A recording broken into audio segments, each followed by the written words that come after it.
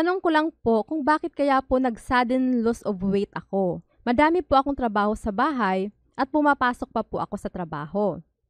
Nung nagpa-lab test po ako, nasa 316 ang kolesterol.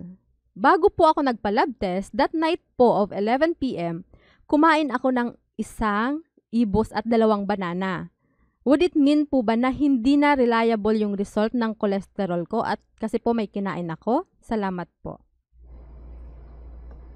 Kung kayo po ay naglo-lose ng weight, kailangan ma-determine po yan. Pero depende po yan kung gano'ng kabilis kayo naglo-lose ng weight, factor po yan. Ngayon, pagdating nyo po dun sa inyong cholesterol, malamang mataas na po yan bago kayo kumain yung mga nabanggit yung item.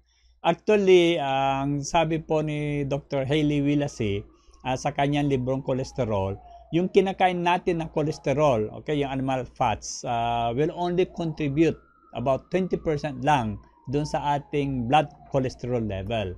Ang 80% po talaga ay nanggagaling sa atay kasi ang atay natin mismo ang gumagawa ng cholesterol. Kasi ang cholesterol po ay marami po yan functions, okay? Including yung it is the body's waterproofing element. Kung yung part ng katawan nyo po ay natutuyuan, sanhin ng kakulangan ng tubig, ang atay po ay gagawa na mas maraming tubig. Remember, yung fat and water, they do not mix. So kung gusto nyo pababain yung cholesterol level nyo, dagdag po kayo ng tubig. At syempre kung kulang din kayo ng tubig, lilit po kayo. So maaaring yung kakulangan ng tubig ang magiging kasagutan sa inyong concern po ngayon.